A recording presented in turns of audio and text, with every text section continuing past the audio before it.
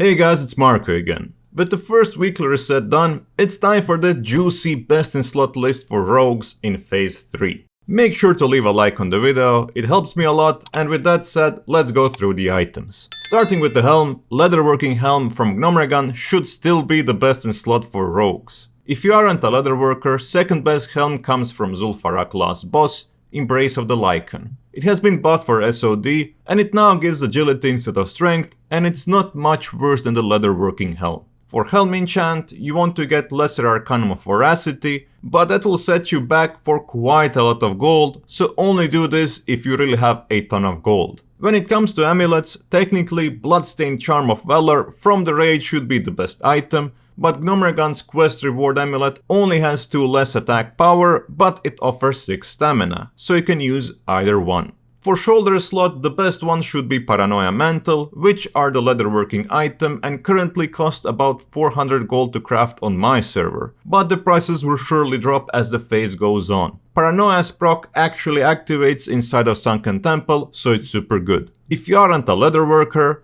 your best bet is to get Knight Lieutenant's Leather Shoulders or Emerald Leather Shoulders from friendly Emerald Warden's Reputation.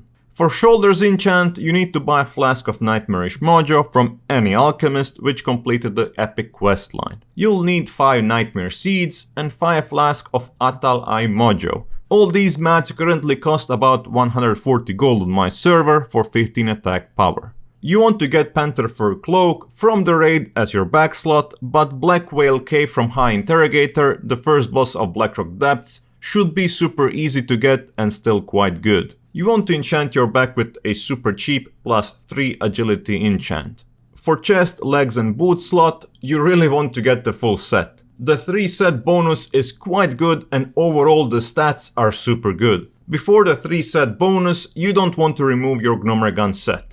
When it comes to enchants, plus 4 to all stats is the best chest enchant, but it will cost a ton of gold. You can settle for plus 3 to all stats, which is going to be quite a lot cheaper. Legs enchant is going to be the same as your helm enchant, and it will set you back for about 250 gold as of current moment. Lastly, for boots, you want to get greater agility enchant, which will also be super expensive, but not as expensive as other big enchants. But you can always take agility enchant, which offers 2 less agility, but saves you a lot of gold. Best bracers are crafted bracers from engineering, Void Powered Slayer's Vambraces. And they don't offer a lot more stats than the second best bracers, but their active is super good and it gives you immunity to fear for 15 seconds. Second best bracers are the good old Forest Stalker bracers from Exalted Worsengald's Reputation. Lastly, you can get Deep Fury bracers, which are worse than these two, but you don't need to have engineering or reputation to have them.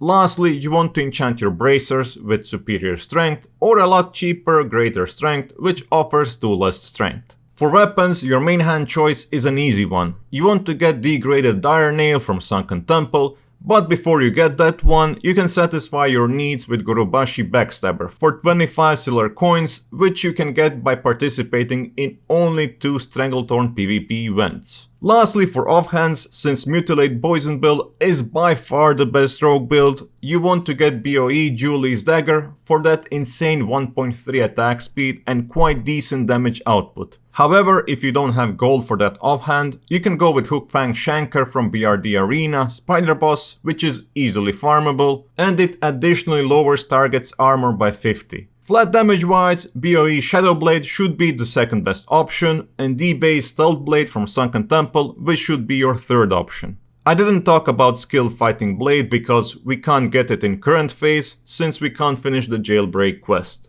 For weapon enchants, you want to get plus 15 agility, which should be the best enchant, but it will be super duper expensive. Second best option is putting Fiery Weapon on both of your weapons, but that's still expensive, so I will satisfy myself with enchanting Greater Striking before I generate more gold. When it comes to gloves, foul-smelling fighter's gloves are the best option and they drop in the raid. Second best option are the BOE Gloves of Holy Might, and they are super close in damage output. However, if we fight any undead, Gloves of Holy Might pull ahead quite a lot. Third best gloves come from a level 57 quest, Winterfall activity, Gloves of the Pathfinder. For gloves enchant, you want to get greater agility. It's quite cheap big enchant, so it's a shame if you don't get it on your BiS gloves. Best belt should be the Girdle of Bestial Fury from the Arena Boss Eviscerator in BRD, which is easily farmable. You can debate that Engineering Hyperconductive Gold Wrap is the best belt if you get 3% increased critical strike chance for 30 seconds, but it's a coin toss. Good alternative are the Arati Basin Honored Belts or Temple Looter's Waistband from Sunken Temple. We're spoiled by the rings in this phase. We have 3 rings which offer exactly the same thing: in Blackstone Ring from Princess in Moradon, Band of the Vials from Wild Offerings, which are farmable also in Moradon, and Sunken Temple Quest Reward Ring. You can equip any combination of these two for the best possible DPS, but the Quest Ring offers the most amount of stamina. Trinkets are another interesting story. You want to get Breath of the Beast from Wild Offerings as Alliance, Rune of the Guard Captain for Horde as your first trinket, and the second trinket should actually be Dark Moon Card DK, which will set you back for about 1000 gold at this moment on my server. DK in fights does about 2% of your overall damage, which is quite good, and if you get lucky it can proc a lot more. If you don't have that much gold to spend,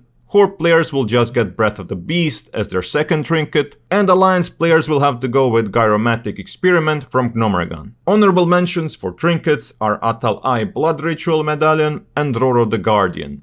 They're quite good trinkets on shorter fights, but as of current moment, Sunken Temple fights aren't that short. And for our last item of the day, we have ranged weapons.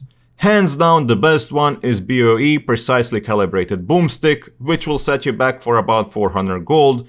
However, this is a pre-BiS ranged weapon, even for level 60. The second best ranged weapon is free, and it comes from Sunken Temple, and it's the Stinging Longbow.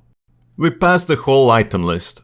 I wish that you guys are satisfied with the list, and if you have any disagreements, please share them in the comments. This phase is a huge gold sink, and I would say that you need more than 3000 gold at the moment to get all the best enchants and BOE items. That's a scary amount of gold, but I hope that the prices will drop, and I also hope that you liked the video. And with that said, thank you for watching and bye bye.